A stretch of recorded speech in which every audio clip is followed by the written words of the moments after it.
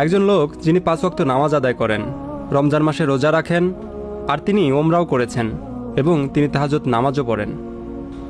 কিন্তু যখন তিনি একাকী সময় কাটান তখন কিছু খারাপ কাজ করেন যা ইসলামে নিষিদ্ধ। আর এর পরেই তিনি তার ভুল বুঝতে পারেন এবং আল্লাহর কাছে কান্নাকাটি করে ক্ষমা প্রার্থনা করেন। এরপর 3-4 দিন তিনি সেই খারাপ কাজগুলো করেন না, বরং ভালো কাজ করেন। এরপর আবার খারাপ কাজ করেন, এরপর আবার ক্ষমা চান। এমনভাবে পুনরাবৃত্তি হতে থাকে। কিভাবে এই অবস্থা থেকে উত্তরণ করা যাবে এবং তার তাকওয়া বৃদ্ধি করা যাবে?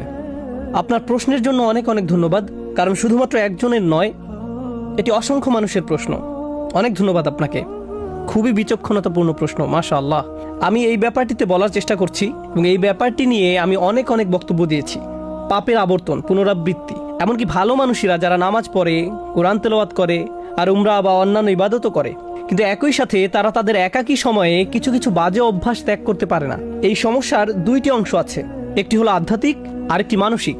আমাদেরকে উভয় দিকেই নজর দিতে হবে। আমি মানসিক দিকটি নিয়ে শুরু করতে চাই, কারণ বেশিরভাগ সময়ই যখন এই ধরনের আলোচনা হয় তখন আমরা মানসিক দিকটিকে গুরুত্ব দেই না, শুধুমাত্র আধ্যাত্মিক বিষয়ে কথা বলি। এই কারণে আমি মানসিক দিকটি নিয়ে কিছু কথা বলতে চাই। আপনাকে এটা বুঝে নিতে হবে যে মনোবিজ্ঞানে একটা পরিভাষা হলো ট্রিগার। সহজে বলতে গেলে নির্দিষ্ট কিছু অবস্থায় আপনার মস্তিষ্কের নির্দিষ্ট কিছু রাসায়নিক নিঃসরণ আপনাকে বাধ্য করে নির্দিষ্ট কিছু কিছু কাজ করার জন্য। একটা উদাহরণ দিচ্ছি, ধরুন কোনো এক তরুণ অ্যাকশন মুভি দেখছে এবং মুভির মধ্যে এক পর্যায়ে কোনো সুন্দরী মহিলার ছবি চোখে পড়লো। মুভি পজ করে সে আরও বেশি খারাপ কিছু মনোযোগ দিয়ে দেখলো এবং এভাবে তার ভিতরে এই অভ্যাস গড়ে উঠল। সম্পূর্ণ মুভিটির জন্য এমন হয়নি, এটি হয়েছে মুভির একটা দৃশ্যের কারণে যা তার মনকে ট্রিগার করেছে। আবার এরকমও হয় যে কোনো কোনো মানুষ যখন তাদের অ্যাপার্টমেন্টে অথবা রুমে একা থাকে তখন আপত্তিকর কাজে জড়িয়ে পড়ে। তখন এমন বিষয় ঘটে যেটা খারাপ। যখন সে মসজিদে থাকে তখন এটা ঘটে না, যখন সে বন্ধুদের মাঝে থাকে তখন এটা ঘটে না। এ ব্যাপারে প্রথম উপদেশ হলো, আপনাকে প্রথমে এটা শনাক্ত করতে হবে যে একাকী থাকার কোন সময়টিতে আপনি পাপ কাজে জড়িয়ে পড়েন, আপনি কোথায় থাকাকালীন এটা ঘটে, কোন নির্দিষ্ট সময় এটা ঘটে। আর আপনি যদি এই সমস্যা ঘটার স্থান, সময় এবং পরিস্থিতিগুলোকে শনাক্ত করতে পারেন তখন আপনাকে এই পরিস্থিতিগুলোকে পরিবর্তন করার চেষ্টা করতে হবে। আপনি একজন যুবক, ইন্টারনেটে যেসব খারাপ জিনিস পাওয়া যায় তা নিয়ে যদি আপনার সমস্যা থাকে, অর্থাৎ আপনি যদি ওই সকল বাজে জিনিস দেখার অভ্যাসে থাকেন, তাহলে আপনার ল্যাপটপ, মোবাইল রান্নাঘরে রাখুন, যাতে আশেপাশে আপনার মা, আপনার বাবা সবসময় চলাচল করেন। এগুলো আপনার রুমে রাখবেন না। আর অভিভাবকদেরকে বলছি, ঘরের মধ্যে এই জিনিসগুলোকে দৃশ্যমান স্থানে রাখুন।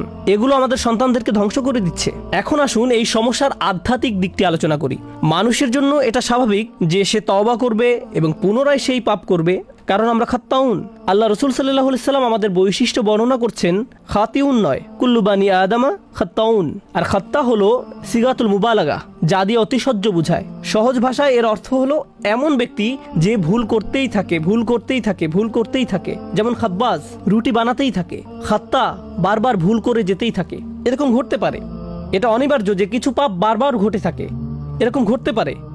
কিন্তু যদি আপনার মনের কোণে এরকম কোনো চিন্তা থাকে যে মুহূর্তে আমি তওবা করছি 3 সপ্তাহ পরে তো সেই পাপটি আমি আবার করবই, যদি আপনার মনের কোণে এই ধরনের কোনো চিন্তা থাকে, তাহলে লাইসাতিত তাওবাতু লিল্লাযিনা ইয়ামালুনা সাইয়্যাত, তওবা এমন ধরনের লোকদের জন্য নয় যারা নিয়মিত খারাপ কাজ করে। আল্লাহ বলেন, ওয়ালাম ইউসিররু আলা মা ফাআলু, তারা নিজেদের কাজকর্মের জন্য হঠকারিতা প্রদর্শন করে না। অন্যভাবে বলতে গেলে আপনাকে একনিষ্ঠভাবে জেনে বুঝে মৌখিক প্রতিজ্ঞা করতে হবে যে আমাকে এই কাজটা বন্ধ করতেই হবে। এরকম না যে আপনি একবার কান্নাকাটি করলেন, এরপর আল্লাহর কাছে বললেন আমি অত্যন্ত দুঃখিত, আমি বিশ্বাস করতে পারছি না যে কাজটা আমি করেছি, আর আবার একই কাজ করেন।